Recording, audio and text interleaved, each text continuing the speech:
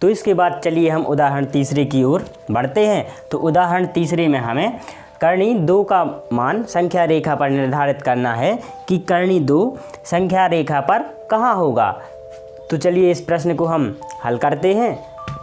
तो सबसे पहले हम कर्णी 2 को हम और किस प्रकार से लिख सकते हैं।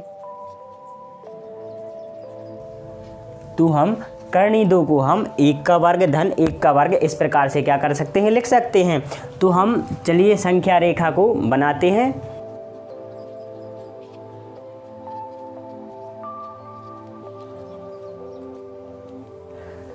तो ये हमारी संख्या रेखा हो गई और हमें कर्णी 2 को इस संख्या रेखा पर बताना है कि कर्णी 2 कहाँ होगा।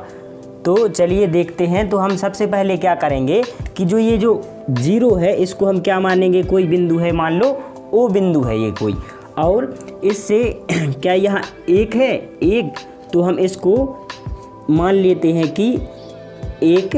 तो हम यहाँ से 0 से 1 तक हम 1 बढ़ेंगे तो यहाँ मान लो कोई हमारा एक बिंदु मिल जाता है जिसका नाम है क्या, ए नाम है। तो हमें इसके बाद क्या करना है कि जो ये बिंदु ओ से ए तक की दूरी 1 यूनिट है।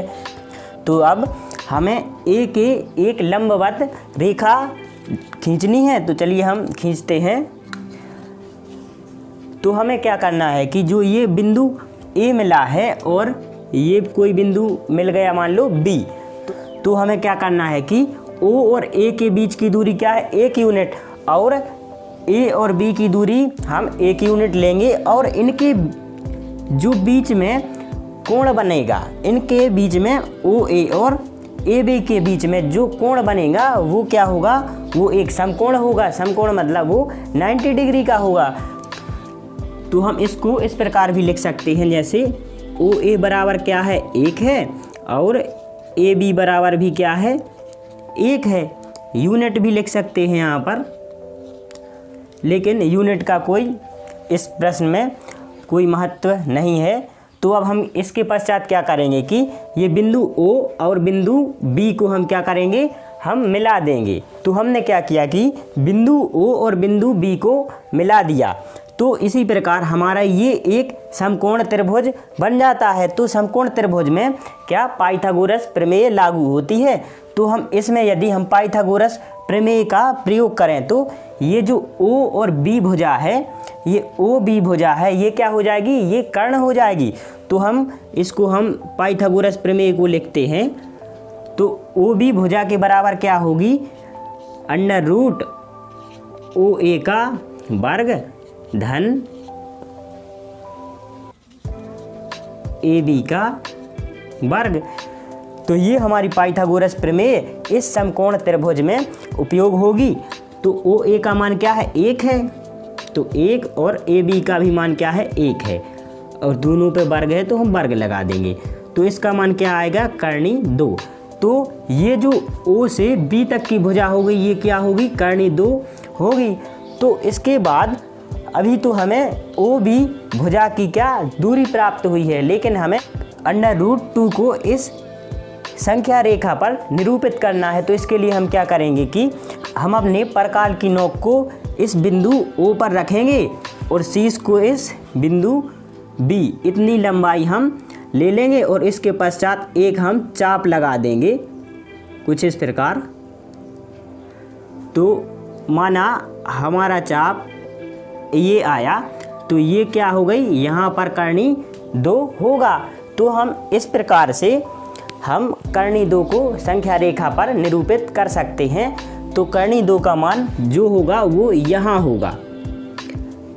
तो अब चलिए बढ़ते हैं उदाहरण 4 की तरफ। तो उदाहरण 4 में हमें कर्णी 3 को हमें संख्या रेखा पर निरूपित करना है कि वह कर्णी 3 का मान संख्या रेखा पर कहाँ होगा। तो सबसे पहले हम क्या करेंगे कि कर्णी 3 को हम इस प्रकार भी लिख सकते हैं,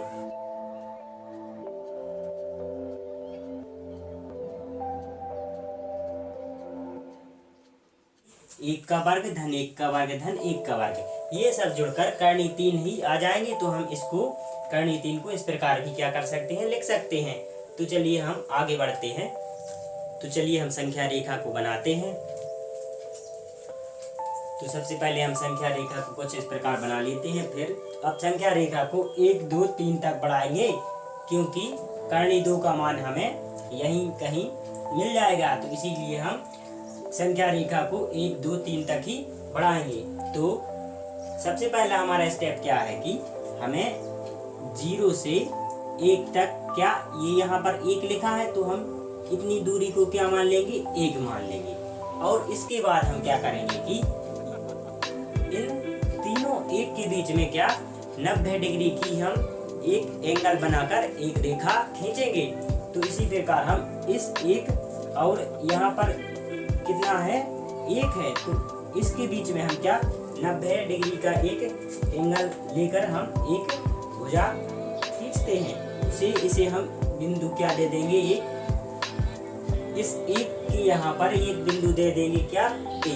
तो ये जो A है और इसे एंड पॉइंट को हम क्या बिंदु दे देंगे, ये बिंदु B है। तो ये जो A और B की दूरी है ये कितनी है, 1 है, क्योंकि यहाँ पर ये 1 ये हो गया और ये 1 ये हो गया।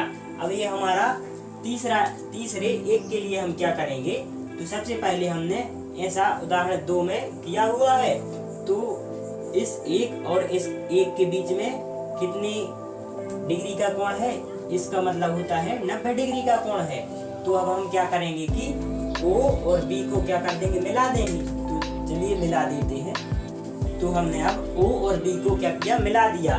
तो इसके बाद तो जो ये कर्ण है इसका पाइथागोरस प्रमेय से मान कितना होता है, 2 होता है। तो अब ये तीसरा 1 है। तो अब हम क्या करेंगे कि इस OB भुजा को आधार लेकर एक लंबवत रेखा खींचेंगे, क्योंकि इस 1 और इस 1 के बीच में क्या होना चाहिए, 90 डिग्री का कोण होना चाहिए। तो चलिए हम इसको आधार लेकर इस पर 90 अंश का एक कोण बनाते हैं। तो आप 90 अंश का कोण बनाने के लिए चांदा का इस्तेमाल भी कर सकते हैं। तो चलिए हमने B बिंदु पर 90 अंश का एक कोण बना दिया। तो इसके बाद हम क्या करेंगे, ये जो हमारा O है और मान लेते हैं ये कोई हमें बिंदु मिला, कौन क्या, ये मान लेते हैं ये कोई बिंदु मिला C।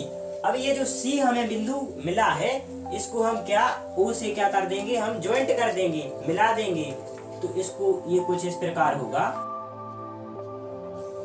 अब हमने ये जो C बिंदु हमें मिला था उसको हमने बिंदु O से क्या किया, मिला दिया। तो यदि इसका मान 1 है और इसका मान भी 1 है और जो इसके और इसका मान भी क्या होगा, 1 होगा। अब हम देख सकते हैं कि 1 1 1 ये तीनों 1 के बीच में हमने 90 डिग्री का एंगल बनाया है। तो ये जो OC भुजा आएगी इसमें अब हमें मालूम है कि ये जो हमारा आधार है वो क्या है, √2 है और ये जो लंब है ये क्या है, 1 है। तो चलिए हम त्रिभुज OBC को हम कुछ अलग इस प्रकार होगा। अब ये जो हमारा त्रिभुज OBC है इसको हम अलग लिखकर पाइथागोरस प्रमेय का इसमें प्रयोग करेंगे। तो ये भुजा क्या है, 1 और ये है क्या, 2। तो हमारी OC भुजा क्या होगी, तो चलिए देखते हैं। तो पाइथागोरस प्रमेय का हम प्रयोग करेंगे।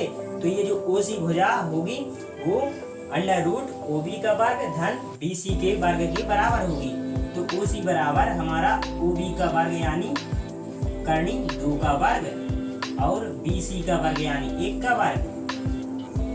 इसी प्रकार ये वर्ग से क्या √ कट जाता है, तो ये कितना आ जाएगा, 2 और 1 का तो 1 ही आएगा। तो चलिए हम इसको देखते हैं, ये क्या, ये हमारा करनी 3 OC बराबर आ जाएगा। तो हम कह सकते हैं कि ये जो हमें भुजा मिली है इसका मान क्या होगा, करनी 3 होगा।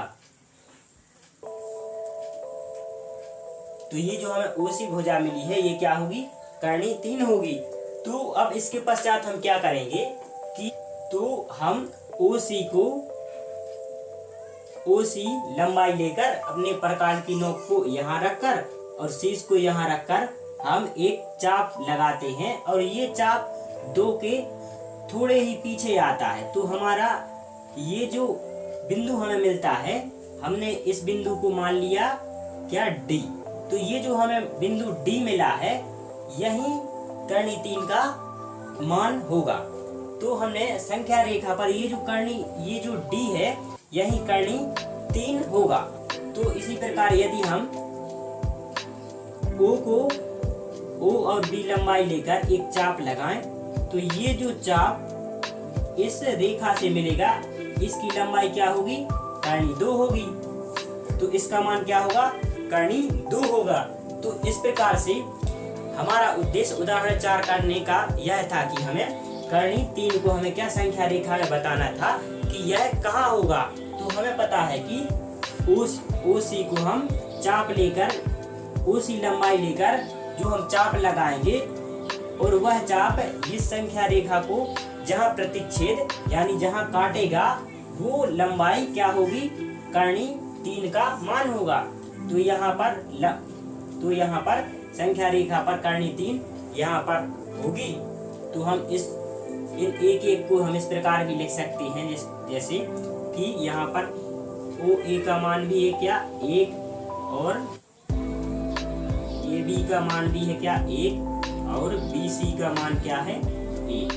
तो हम इस प्रकार लिख सकते हैं कि ये जो मान है ये OA, OB और OC ये तीनों भुजाएं आपस में 90 डिग्री का एंगल बना रही हैं।